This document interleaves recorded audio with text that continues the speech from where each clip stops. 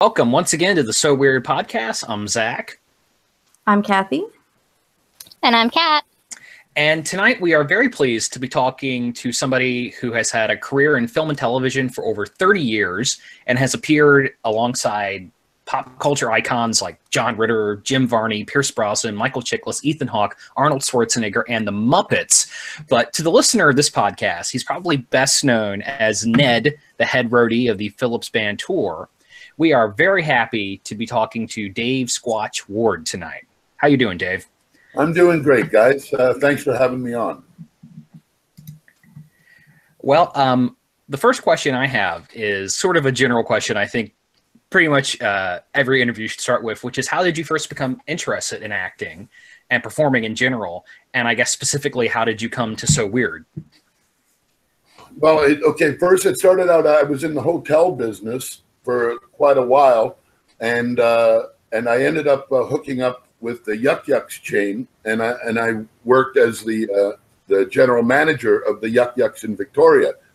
The second week we were open, one of the acts didn't show up, but I got 120 people, all paid $19.95 to be there, and I'm certainly not going to give them back their money. So I moved my MC to the middle. I had a headliner. I MC'd. They laughed at me. That was their biggest mistake. Months later, I quit my job and I went on the road and I worked as a stand-up full-time for almost 4 years. I was hosting a talent contest at a local hotel in Burnaby, and this woman came up to me after my show and said, "Hey, have you ever thought about doing any acting?" And I said, "Sure, that's all I ever think about."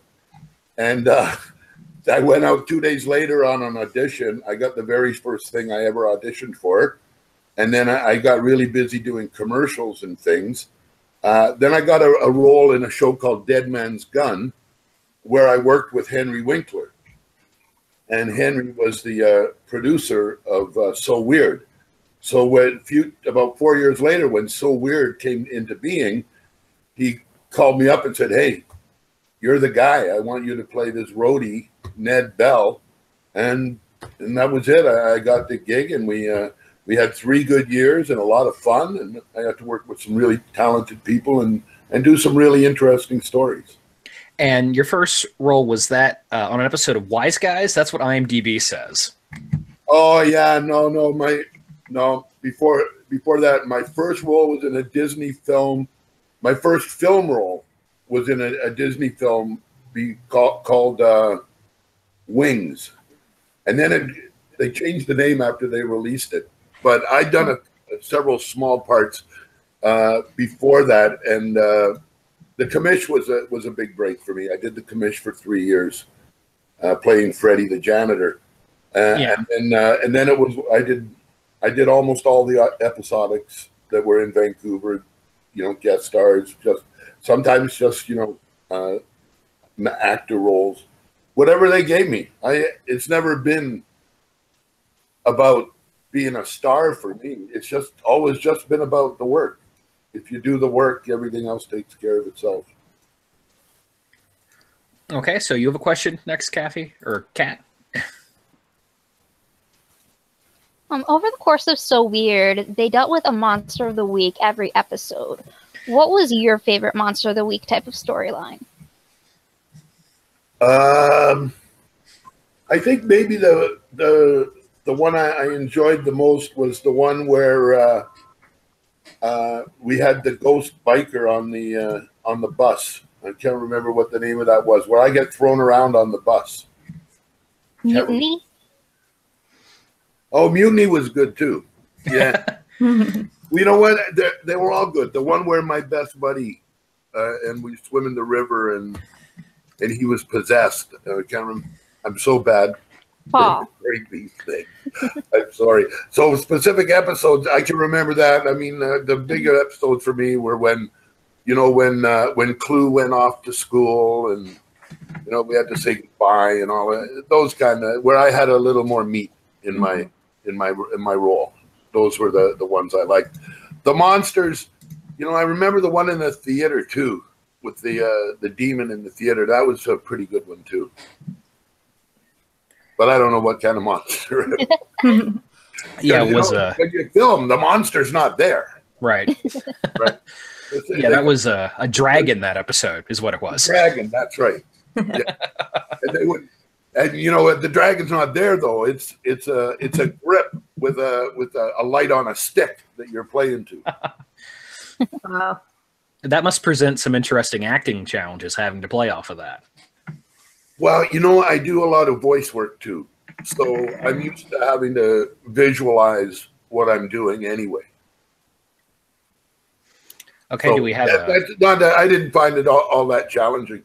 It actually was a really the stories were so good on that show. It was really easy to do because so much of the dialogue was real dialogue. It wasn't speeches, and it was interaction with the other characters. Okay, and on our podcast, we have another host named Emily, but she couldn't make it today, but she had some questions. Sure. On one episode called Blues, you play the harmonica. Yeah.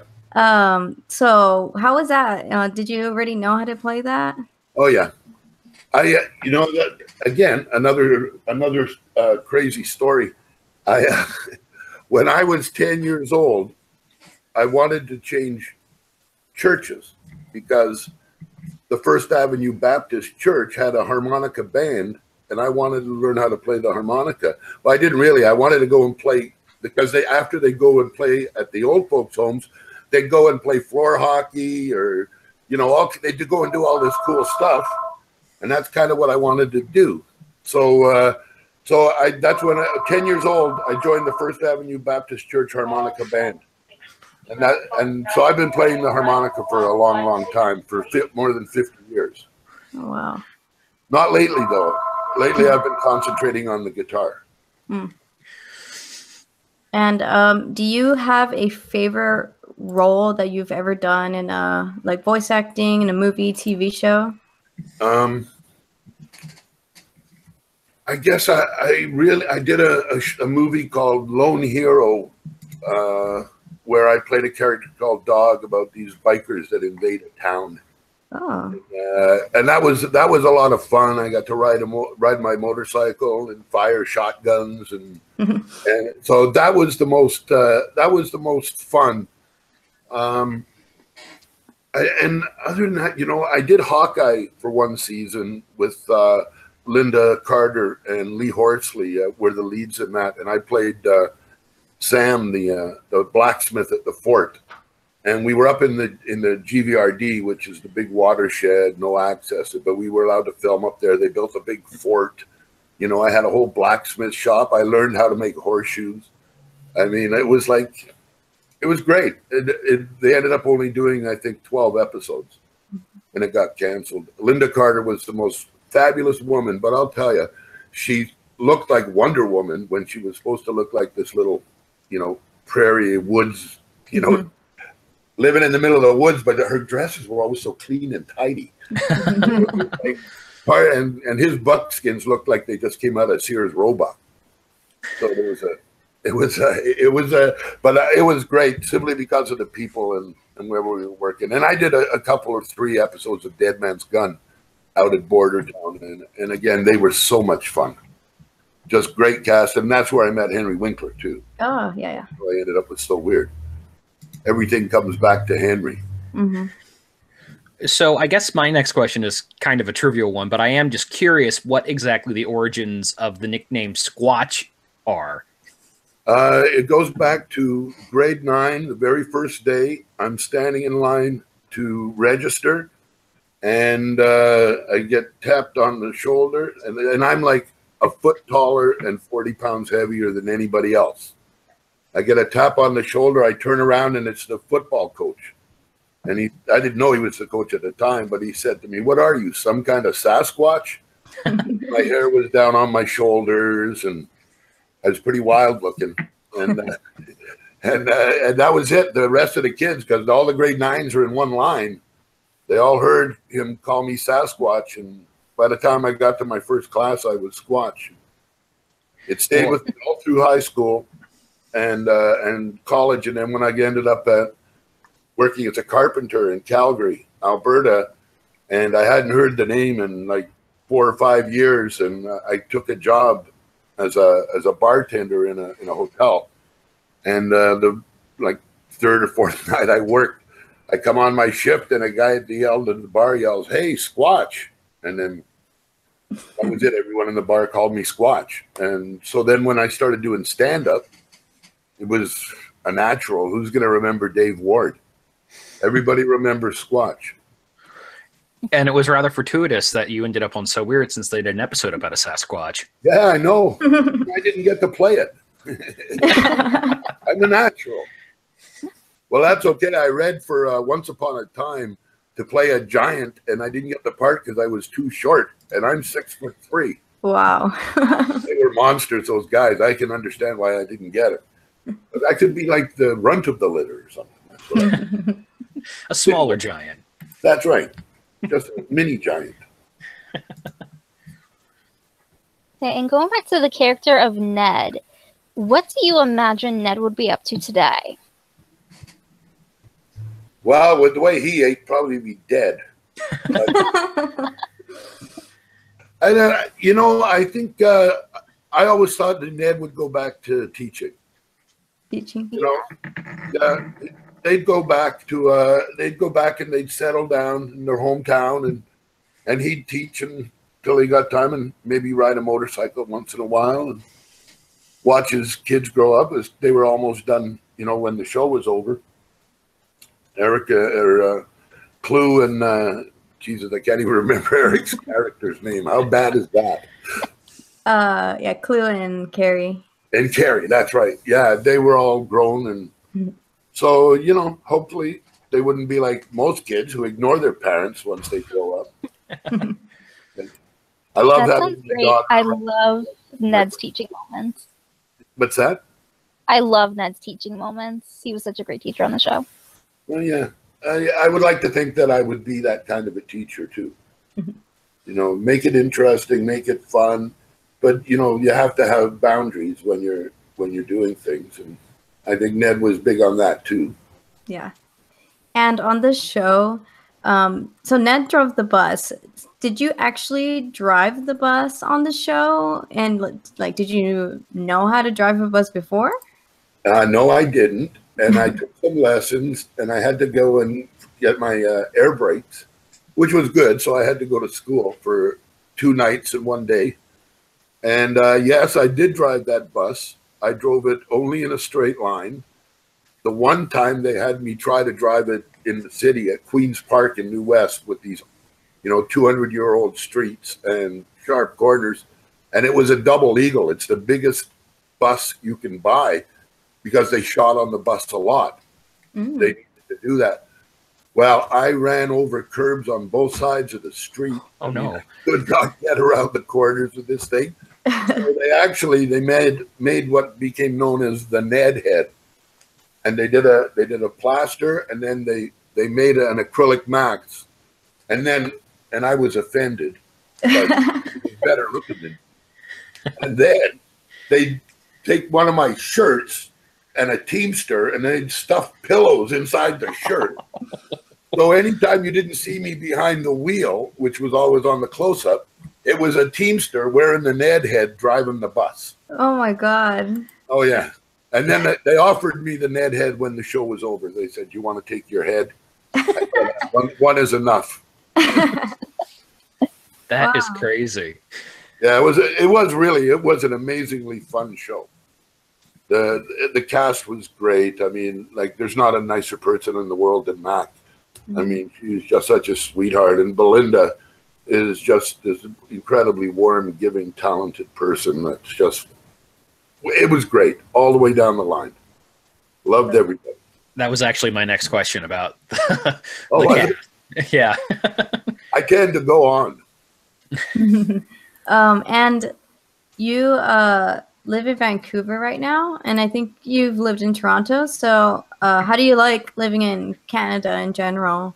Because when I visit there, I really loved it. Oh yeah, there's a reason I came out here.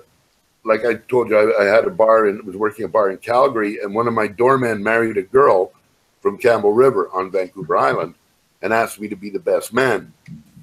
Well, I never even went back and got my stuff. I had my roommate pack everything up and send it to me, and called and said, I'm not coming back. It was that dramatic. If I could get a job, the first place I walked into, I got a job as a bartender. So I stayed there for a little while, and then I got back to making a living. But I spent I was just coming out of a divorce. So I didn't really have anything to hold me in Calgary. So I ended up spending 3 years in Campbell River before I bought into a bar in Victoria, and then I bought a hotel in the interior and did all that crazy stuff, running around trying to make money. Okay. Well, we mentioned earlier that there were 2 episodes of So Weird that were centric on Ned, which is Mutiny and Fall. And do you have any specific memories of making those episodes where you got to kind of step into the spotlight? Yeah, not, I have big memories of Mutiny in particular. It was a really, it was quite an intense episode. The other, I don't really recall. I know that it was the one that you're talking about, the one where my best friend and we're in the river and all that stuff, right? Mm-hmm. Yeah. Yeah, that was quite an intense one too. As an actor, I'm not that kind of an actor. I don't count my lines and say, hey, how come this guy got more lines than me? I'm not like that. It doesn't matter to me if I have 5 lines or if I have 50 lines. It doesn't make any difference at all. I just try to do the best I can with whatever they give me. So that's all you can do as an actor. I didn't write it. I'm not the writer. If I did, it would just be giant Squatch monologues. So yeah, no, I can't really say that I do have. I have flashes of memory, but I couldn't put them. I remember all of these things that we did, all of the individual scenes, but I don't really connect them to each story. Mm-hmm. If that makes sense. Yeah, I mean, of course. So it's like I've never been one to focus. Honestly, after I do something, I forget about it. It's something I learned when I was doing auditions.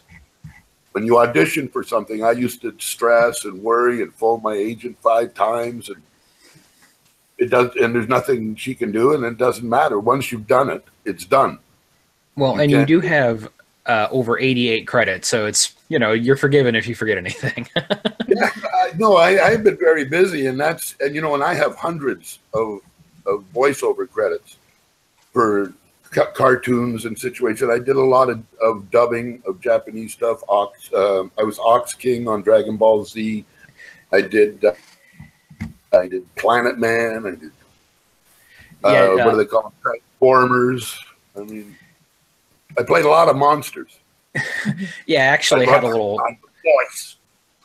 Yeah, I actually had a little question on here about Dragon Ball, because for people of my age, that was a pretty pivotal show. And when I saw that you would voice that character on the IMDb, it was like, oh, of course, it's so obviously your voice. So that was a kind of a neat thing to discover. And the next question I have here is, we spend a lot of time on this show talking about the change in direction So Weird took in season 3 with the change of the lead, Carol leaving the show and Alex coming in. And we were just curious if you had any reactions at the time to such a change up in the direction of the show and the performers that you were working with at the time. I was sad to see Kara go. And we're still in contact, and she's a wonderful girl. She's got a great little family. She's so happy, and I'm so happy for her. And I don't know why the people make the decisions they do. The show was very popular. She was very popular. I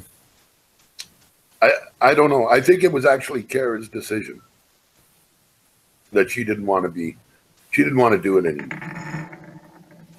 So, and because Disney only signed us all to 1-year contracts. Okay, wow. Yeah, Well, so I am assuming I have never actually talked to Kara about it, but you know, when she decided not to come back, the show was like a huge hit. So, but they were only ever going to do 3 years. That's all Disney ever did back in the day. Well, I think they still have that policy of only doing 3 seasons for some of their shows. I know. Yeah, yeah, yeah. I know that was the policy then. So, but it was good. You know, like I say, you don't really gain anything by looking back. You really have to look ahead. That's where everything's happening.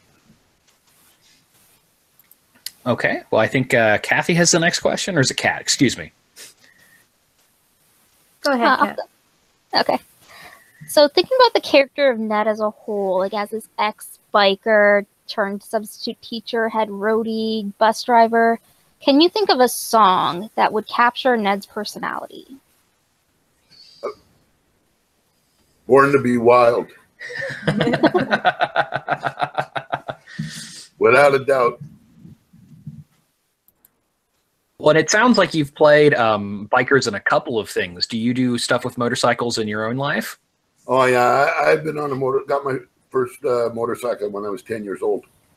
Oh, wow. I had a little 50cc Honda, and I learned to ride that on my buddy Jimmy Green's farm just outside of Toronto, and we blasted those things around. It was a lot of fun, and then in high school I got myself a bike and had a big old 125 Yamaha. It was so tall my feet could hardly touch the ground.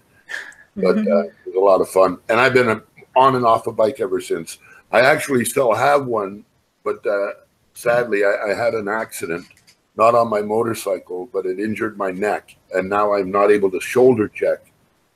So my motorcycle has been sitting in my garage untouched for, this will be the 5th year. So, yeah.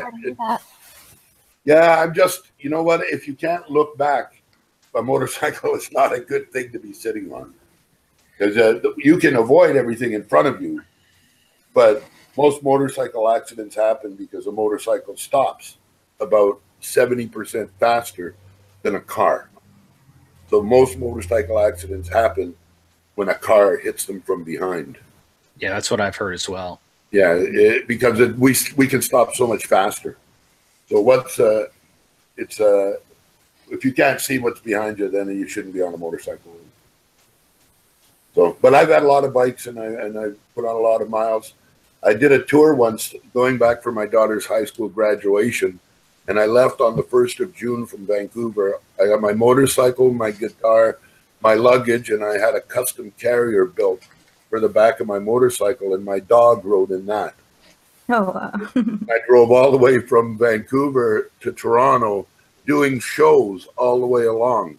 Wow. And then I got into going around the lakehead. I hit a bad storm and it put me a day and a half behind. And I showed up at my daughter's graduation, covered in my leathers, covered in road grime. And just taking my helmet off, I opened that door to the gymnasium because it's already started. And there I am. I'm like backlit. And every head in the auditorium turned around. This giant man, all dressed in leather and dirt, walked in. Oh, what a sight that must have been! Oh God, I could see my daughter because our last name is Ward, so she was going up near the end. So she hadn't gone up yet. They were just starting to bring people up, and she turned around and she looked at me, and I just saw her go white. Geez, I should have maybe looked in a mirror. But that was a fabulous trip. And then I still had a couple of shows, so I took her and her girlfriend, and I went to Camp Borden, which is a big army base. I had a show booked there, and then I took her to the show, and then not thinking that I'm dropping my 17-year-old daughter into the mid of about 500 soldiers who've been confined to base. Oh no. It was, well, I practically wrote a whole new show. Hey, you, get away from her. I was feeling very parental at that point. Okay, so this question's from Emily. She asks, were there any good relationships formed during the run of the So Weird show? Oh yeah, you know, I talk to Belinda all the time. I see her occasionally because we live a long way away from each other, even here in the Lower Mainland. And I'm in touch with Mac, and but probably the closest relationship that I got out of that was with Jeff O'Neill, who was our guitar consultant on the show, and very, very talented musician. And he's helped me a lot in my music because I didn't start playing guitar until So Weird. I'd never played the guitar before. I was too lazy. It's hard. It takes a lot of work, and it hurts your fingers. Yeah. So I was kind of, but yeah, he was great, and he helped me lots on the show, and then even after the show, he plays a lot around town, and he's very well-known Vancouver musician. He played with Streetheart, so very talented. So yeah, that's it. But we all, you know, they were mostly LA actors, you know, so they're all back in LA. Belinda is still here, and but she spends her time between here and Toronto, it seems. And still, she's recording and working and doing all that stuff. So, well we mentioned. Oh, wait, my voice is up on screen now. I see that. Yeah. Is that going to show up in the audio, Kathy? Yeah. Okay, you fixed it. Technical difficulties, Dave. We apologize. Okay, so you mentioned earlier the voice acting you've done, and just going through your credits, I see a lot of shows that I can remember watching as a kid, things like Dragon Ball, like Adventures of Sonic the Hedgehog, Mummies Alive, Action Man, and a lot of these are additional voices, some of these are lead parts. And what are the challenges in voice acting versus face acting for you? The ability to visualize on things like Dragon Ball Z, that's dubbing. It's already been drawn and it's already been voiced. Right. So we're replacing the usually Japanese. So that's a little different. And you have the pictures in front of you when you're doing it. And you're trying to make the words fit the movements of the mouth. A lot of this stuff, though, like Action Man, it's all prelay. So it's by far the most fun. You do it like a little play. There's 7 or 8 of us in the room, however many characters are in it, and we do it line by line. And it's hilarious. And people are, you know, it's just a lot of fun. But again, you have to be able to visualize what your character is doing, what the situation is. You know, so that's the difference between that and actual acting. Because when you're acting, you've got the other people there. You know, you're in the scene. So there you have to, I guess the way to say it is, when acting, you have to be in the moment. When you're voice acting, you have to create the moment. Because there is no other influence there, especially dubbing. You know, it's like you have to make it work. You don't have other actors to bounce off of or do that. Well, and with dubbing, there's a issue of getting the timing right that I imagine can be tricky. Yes, it can be very, very tricky. You know, but again, once you get the hang of it, it's pretty simple. And the guys that do it, the producer and director are very talented people too. They know how to get you where you want to go. And you've had such a really fantastic career looking at things you've been in. A lot of, I mentioned at the top of the show, a lot of the really interesting actors and performers you've been in films with. And something I noticed is you've been in, like I said, you've been in movies with John Ritter and Ethan Hawke and Arnold Schwarzenegger and the Muppets and all these things. And do you have any specific memories of encountering big performers like that or big personalities like that? Well, I did a Bird on a Wire with Mel Gibson, and we shot at the I just had a little role where I was playing a barker at a carnival, and at lunchtime, and I had a scene with him, and at lunchtime he said, "Hey, I want to come ride the roller coaster." So I went and rode the roller coaster with Mel Gibson and like 25 other people. Oh, wow. They closed the whole thing down, right? So we could ride all the rides. I'm not a ride guy, but I do like the roller coaster. And I can't help but notice. Oh, wait. I'm sorry. Go ahead. But this is my most favorite moment in my entire acting career. I did one of those diagnosis murder things with Dick Van Dyke. And in the scene, I'm a gangster, and it's my gangster boss's birthday, and we're expecting a stripogram. And when I open the door, it's Dick Van Dyke. And he says, oh, the stripper couldn't make it. I'm a singing telegram. So he came in, and while we're doing the rehearsal, he starts singing Vinny Boy. Oh, Vinny Boy, the pipes, the pipe. So he does the first line, and then it's the rehearsal, so I just start singing with him. And the director says, that's great. Go practice that. I want you to do that in the show. So it's just about lunch. We break for lunch. Dick Van Dyke invites me into his trailer for lunch. The most naturally funny person I have ever met in my entire life. He wasn't telling jokes. He was just making you laugh. It was amazing. And then while we're having lunch, Much Music, which is the Canadian version of MTV, they showed up to interview him. And I was there with them, so they interviewed me too. It was way cool. And when we did this, when we did the song, it came out so great. Everybody with the director, everyone just loved it. And that's my favorite memory of everything I've ever done. Yeah, getting to sing with Dick Van Dyke, that is pretty amazing. It was definitely the highlight of my career. And I also can't help but notice you've played Santa Claus twice in 2 separate projects. Yeah. Well, I got the build for it. And now I got the white beard and the hair. So okay, are you ready to? The Muppet movie was a lot of fun too. And then I worked on that Jingle All the Way 2 with the what's his name? Larry the Cable Guy. Larry the Cable Guy. Yeah, who is absolutely a funny guy too, but really smart. I mean, he was talking to me about the business, and he really knew his stuff. So, yeah, it's good. You know what? I can't think of one single thing I've done that I just said I never want to do this again. Really, I mean, it's so much fun, and it's such a great way to be able to support yourself.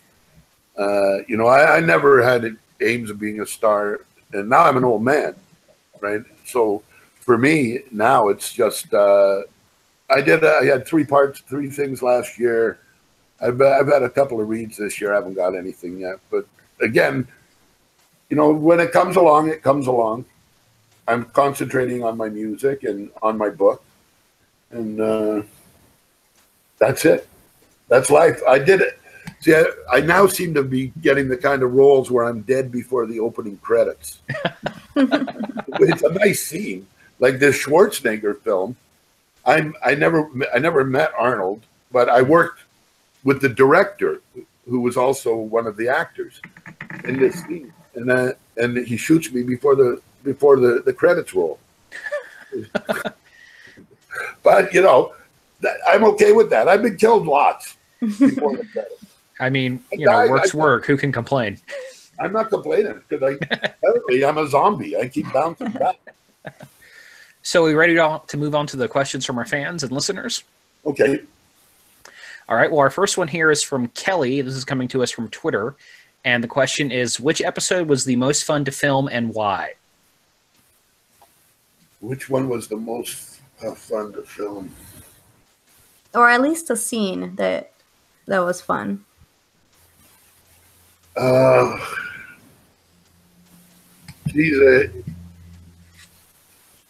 There's so many scenes that I can't place them on an episode.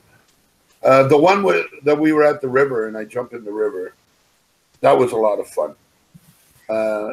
It was very cold because it's a glacier-fed river, but that was good. That was the one where we're after my friend, and the one where Clue, again, the one where Clue went off to school.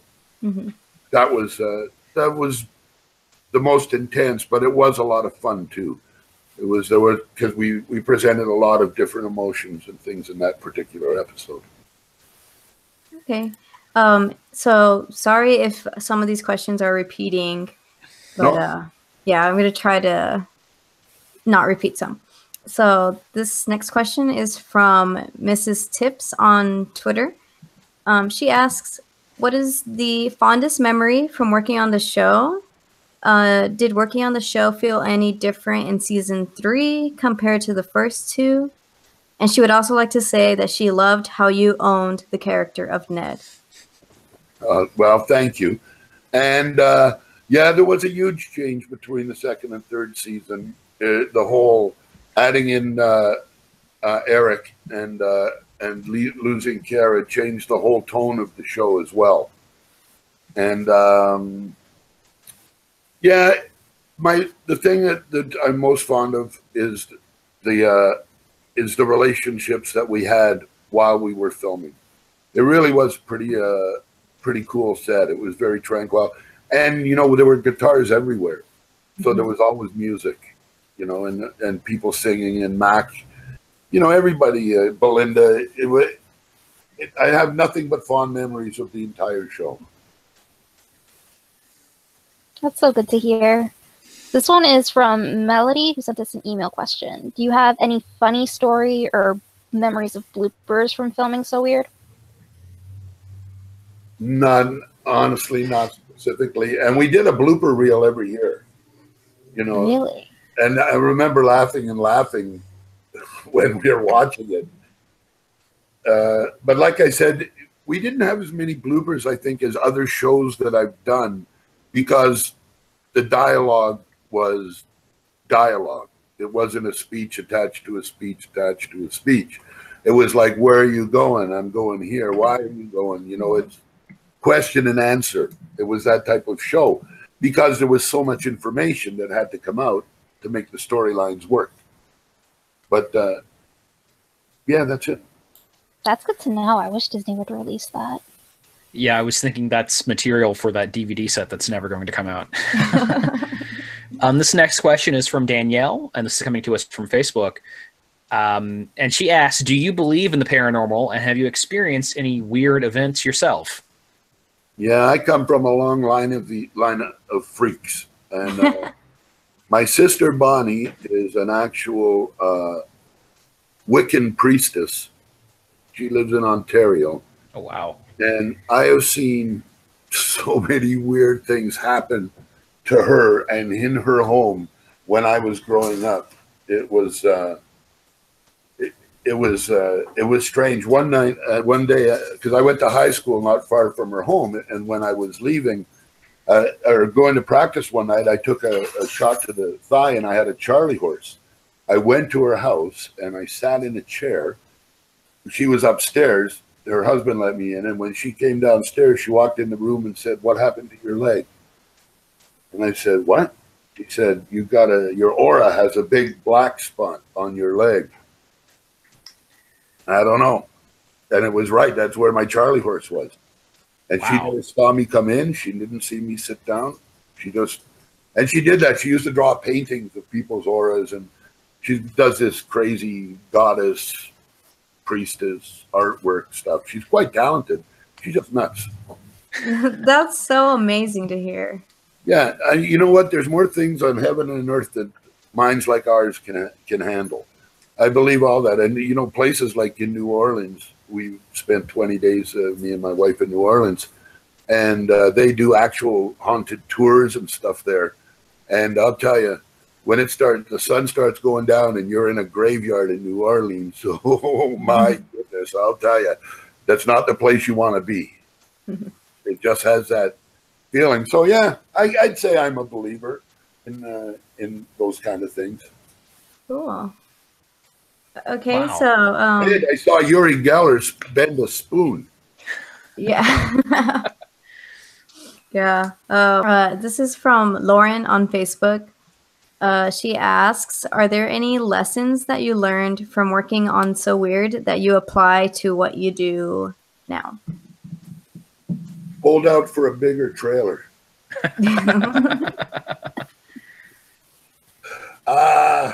You know, we are the sum total of every single thing that has ever happened to us.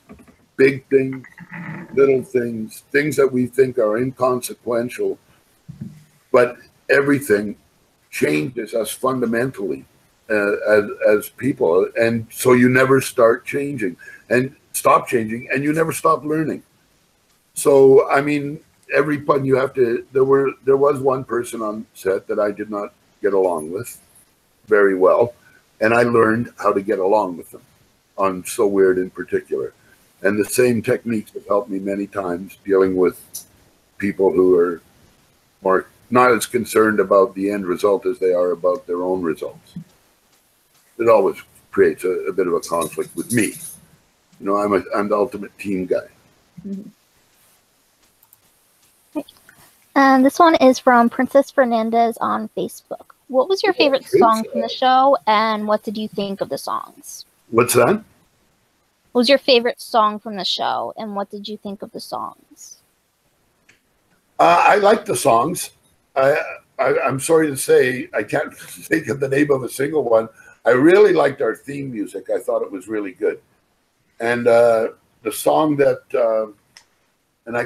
and we were at Club Soda when we recorded that song, and Mac did such a great job on it, and I cannot remember what the episode was, but it was just a great song. No, not there. I'm trying, but specifics elude me. You know, got to remember too, it was more than 15 years ago. Yeah. Yeah. And it's hard to believe all that time has passed. That's right. Well, our next question here is from Andrea, who's one of our faithful listeners. And she has 3 questions for you, Dave. She wants to know about the beginning of your experience starting on So Weird, which I think you kind of answered earlier. Yeah. Yeah. I'm sorry. Oh, no, go ahead. Yeah, I think I did answer it earlier. I worked with Henry on an episode of Dead Man's Gun, and it's actually a funny little story. We were both standing at craft services, and someone had put muffins, English muffins, in the toaster and left. So I was standing there, and me and Henry were talking, and this toaster flung these 2 muffins out, and they rolled across the table and down to the floor, and one of them rolled right outside the door. And I said, Henry, rogue muffin. And he laughed, and then we just started talking and hanging out for the next few days, and ultimately that got me the gig on So Weird. Andre would also like to know, what was it like meeting your coworkers or co-stars and show writer John Cooksey for the first time, and continuing to work with them as the series progressed? Well, John was great. He was just a wonderful writer and a really nice man. And the first time we met was at a sit-down at the studio, and everyone was introduced to each other, and we ran through the first script, which we did every week. We would sit down and read the script for the following week. We'd get our new scripts on a Wednesday, and on Wednesday at lunchtime we would read through the script, and we were supposed to be ready to go the following Monday, which was like never hard for me, because you know, even in the big episodes, like I said, I didn't have any speeches. You know, I had to remember real lines, so it was good. Yeah, and you know, that was one of my favorite times, was when we get together at lunch. That one, because other than that, you know, you go back to your own trailer, with the crew or whatever. Usually, you'd go back to your own trailer and work on your afternoon lines and things like that. But you film a lot differently when you're filming with kids, because kids can only work 8 hours a day, and they have to have specific periods. They have to have time with their tutors. They have to do all of that stuff. So what ends up happening is all of the scenes that have only the kids in it are all filmed first. So a lot of times I would be there for like 7 hours and not get in front of the camera. You know, that's 7 hours after call. And usually I was there at least an hour and a half before the call. So there was a lot of waiting around. But then my last few hours were really busy because, you know, they couldn't keep the kids, but they could keep us for as many hours as they want. So it was a different way of filming for sure. Okay, and then our last question from Andrea is, were there any specific on-site filming locations that you favored in particular? I always liked filming at Ned and at Ned's house because it was in Port Moody. It's like 5 minutes from my house. So I liked going there, and all the time when we filmed, we went down and we filmed in Steveston, we filmed in White Rock. It was good. The episode where we with this crazy heat wave, and we check into this rundown motel, and we clean the pool, and we end up at the end. We have a nice clean pool to swim in. That was a lot of fun there because we got to go swimming. I'm 61 going on 6.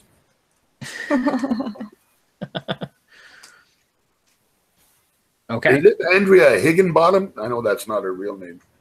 Yeah, this is the Andrea that you met. From Florida? Yes. Oh, she's listening. Hi, Andrea. I'm sure she is listening, and I'm sure she will appreciate that. Okay, so this question is from Wisdom on YouTube. They ask, do you wish the show was brought back to complete the original story or retold in the 2000s?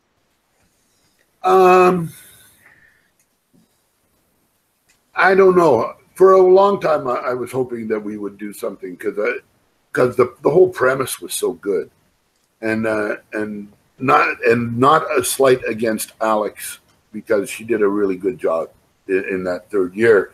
But I always thought should be Kara and Lynda and Mac and Belinda and Mac and me and doing like that. Now it's beyond belief. We're too old. If it was, you know, it would have to be Clue in the band. And he'd still be old. Right. Day Sleeper 1990 on YouTube has 3 questions. Her first one is, what are some of your favorite voice acting roles?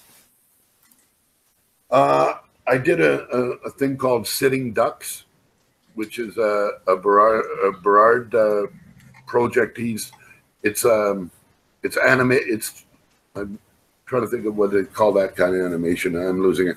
Anyway, I played Aldo the alligator, and my best friend is a duck. It's called Sitting Ducks, and it was we did 3 years of it, and it was a lot of fun. Great, with great voices, great actors. So you can Google that if you want, Sitting Ducks. There's lots of episodes out there on YouTube and stuff. That was one of my favorites, and I did this. God, I should have wrote some of this down. I did this other one where I played a wrestler, and what was that called? Oh, I can't remember. Dragon Ball Z. No, not Dragon Ball Z. My wife's here now. Says hi. We're the semi-proud owners of a 16-year-old 5-pound Pomeranian poodle cross named Elvis, and he just got back from the vet. Wasn't doing too well today. Oh. Getting old. Well, I wish. I hope Elvis gets better. Yeah, I hope so too. Elvis, how you doing? He's deaf too.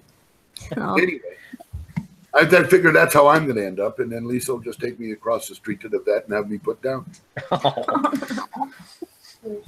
Yeah, this is how I'll let you guys. You can see Elvis. Say hello, Elvis. Hi. So tiny. Yeah, he's 16 years old. Oh my goodness. Wow. That's Still a long hanging. life for a dog.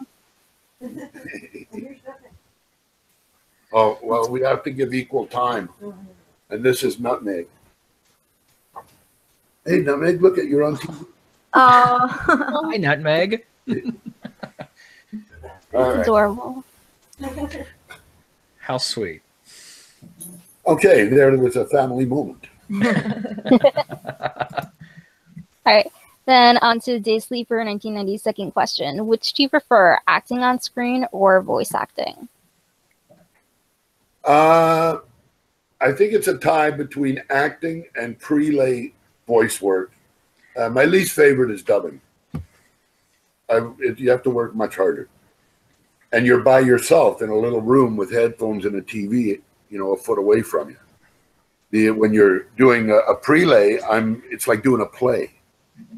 So you're reading the script, you're reacting to the other actors. So I think they're the same. Yeah, the acting and the prelay voice acting are equally fun. The voice acting is easier. There's no costumes, there's no movement. You don't have to hit your mark. All of the things that are involved in acting with with live time. You have to hit your mark. You have to make eye contact in a certain place. There's all that technical stuff that goes with actually acting that is not there when you're voice acting. It's all about what can you make your voice do. Can you sound scared? Can you sound angry? Can you tell a joke? Those kind of things. So I guess really being a fat, lazy old man, I probably would prefer voice acting now. All right. And Day Sleeper 1990's last question is, what have you been up to lately? Well, I've predominantly been working on my book called Santa Wears a Raincoat. It's based on a song that I wrote called, needless to say, Santa Wears a Raincoat. And it's based on a true story where my grandkids, when they were 5 and 3, and the rain was coming down like it only can in Vancouver, and they were getting worried, and they said, well, how will Santa get here? Because there was no snow. It was raining every day. And I came up with this story that when it's raining in Vancouver, a Norca pulls his sleigh. So that turned into like 5 years later, I was entered in a Christmas songwriting contest, and that came into my mind. I wrote this song. It won the contest. It got on the radio, and then it got recorded, and now it's sale on CD Baby and other things called Santa Wears a Raincoat, and it was recorded by the Sasquatch Mountain Fog. That's what we call our band. It's 4 of us, and the fog stands for 4 old guys. Well, we'll have to One include of the old guys is a gal. So my bass player is a girl, and it's very talented. And my brother-in-law plays guitar on it, and my friend Leon is percussionist. It's a nice little song. Feel free to download it. Yeah, we'll have to include the link to the CD Baby page in the YouTube description. Mm-hmm. Okay. It's not on YouTube. Well, for this episode, I mean, for the interview. You can do that. I don't know how to do any of that stuff. I can say there's... I got this PayPal thing, and I got a bunch of money sitting in it. I can't even figure out how to get it into my account. Oh, no. So, it's like I said, I'm a idiot. And you say there's a book to this as well? Yeah, we just finished a book. I'm actually going to take the last pieces of it out to the back cover. We got our bios and for me and the artist, and photos for the back. And we had to change the size of the cover of the book, my artist buddy. So she gets all of that tonight, and the first copy, the proof copy, we should have by sometime next week. Wow. So do you have any idea when it'll be released? Definitely by the 1st of September. Awesome. Yeah, I'm quite excited about it. And there's a Facebook page, Santa Wears a Raincoat, where I've been trying to keep people up to date on what's happening.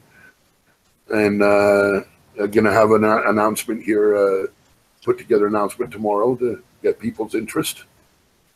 So yeah, I'm really excited about it. The artwork is amazing.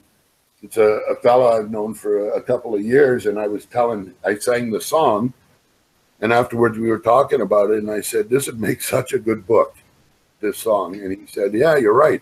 And next time I saw him, he shows me this picture of Santa being pulled across this funky looking moon in a sled by an orca. And I looked at this and I said, oh my God, that is so perfect. And then it took him 1.5 years to draw the other 22 pages. But it looks great. I'm really excited about it. That's really cool. Yeah. All right. Well, I have 2 final questions for you. So you know how there's a lot of reboots happening, like how the X-Files got rebooted. From Boy Meets World, they had a new show called Girl Meets World. So I was wondering, and I'm sure other people are wondering, would you ever consider coming back to the role of Ned if there was ever a reboot of some sort? Oh, yeah. I'm an actor, and I don't really matter what I'm doing. Whatever the thing, I just did this thing for Jason Alexander on his new thing called Hit the Road, which it's about a rock band on tour, only instead of paranormal stuff, they're just like not very nice people. They're doing awful things. One of their kids is a drug dealer, and they offered me the role, and my agent was all, do you really want to do this role? I said, why? Well, because the guy's really creepy, and it takes place on a Greyhound bus, and I kind of am making lewd advances towards one of the kids, and they said, do you want to do that? And I said, yeah, I don't care. I mean, honestly, it's a role. It's not who I am. Somebody's got to play the bad guys. Almost sounds like an evil version of Ned. It came across pretty harmless, actually, and I looked a lot different. My hair was really, it's gone now, but this was because my wife absolutely hated my hair when it was like this big. And so for Valentine's Day, I got a haircut. I didn't have to get her anything else. It worked out perfect. Not even a card. Just a big pile of hair on the middle of the coffee table. Okay, and my last question is, what are your thoughts about how the show So Weird still has many passionate fans who still talk about the show? And is there anything you want to say to all those fans? Yeah, I'm surprised that 15 years later it still has the following that it does, but I'm also flattered for my part in it, that people cared enough about the show to actually care about what's happening with us, old worn out actors. So yeah, I think it really speaks to the quality of the writing that show had, that it was able to hold an audience, because honestly, that the attention span amongst, I know when I was 13 years old to 16 years old, I wasn't paying that much attention. There's so many other things to do that people would take the time to care about a TV show. I find that to be heartwarming. It makes me feel good that people still care about the show. Because really, it was probably the biggest thing I did. I did 3 years on the commish, but I was not nearly as integral part of it. So, yeah, I want to thank everybody who takes the time to follow what we're doing and what's going on, and still enjoying the show. I guess almost everything's online now, YouTube episode after episode. So, sometimes things happen. They pick up a new audience. People see it and say, hey, that's a pretty good show. What happened to it? And maybe they'll say, hey, Squatch, maybe you'd like to be Ned again. And I do it in a heartbeat. Oh, I wish. So do I. I just want to say that for me, one of the most heartwarming things about this show is how positively everybody associated with it still talks about it. Yes, it was one of the most drama-free shows I've ever done. By that I mean between the cast. I've worked on shows where this person doesn't like this person. They send their assistant to get their lunch because they don't want to have to see that person in the lunch. You know, all these conflicts. I've worked on shows like that, and it saps the energy out of everybody. When you have positive vibes going, I mean, it's like it makes it's so easy. And it was a hard show, you know, so weird because there were a lot of special effects and all that stuff going on. So, but people were right into it. They saw how good it came out, and yeah, and we had a great crew. You know, the crews up here in Vancouver are amazing. They've been, you know, they haven't been doing it for 100 years like LA, but you know, we got a good 60 years in now of doing, you know, quality film work up here, and everything here is new. You know, from the production end, so much of the equipment is the best. Because we got a late start. So if you're going to buy, they used to take the films every day and they would send them to LA, and then they'd have to wait another day for them to come back before they could see the dailies. Well, so now we have studios in Vancouver, and they can develop the film right there. They do everything there because most of the good stuff is still shot on film, not on videotape, you know, or even on digitally. They still, film has a certain texture to it that you don't get digitally, or so. Yeah, it's been it was a great run. I'm glad I did it, and I would do it again. And you know, now I'm kind of semi-retired against my will, but still, life is good. I'm going. If you want, you can see me in Las Vegas from the 28th of May to the 2nd of June. I'm not performing. I'm just going to be down there drunk with my daughter for her 40th birthday. I'm home for 2 days, and then we're going on an Alaska cruise with my father-in-law for his 81st birthday. Oh, wow. So, Wow. full summer. That's really cool. I've always wanted to do an Alaskan cruise. Yeah, this is our third one, and then it's fabulous. We love it. Obviously, because we're going again.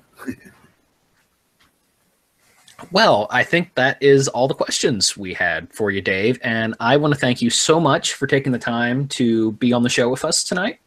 Well, thank you very much. It was a pleasure being here. And does Kathy and Kat have anything else they want to say? Oh, just thank you once again. Yeah, thanks, Kathy. Well, I guess that wraps up the episode then in that case. Well, thank you so much for listening. Thank you once again, Dave, for being on the show. And we hope to see you all again soon here on the So Weird Podcast. Thank you very much, Zach, Kathy, and Kat. I appreciate you guys taking the time to wake up an old guy. And you guys take care and peace out.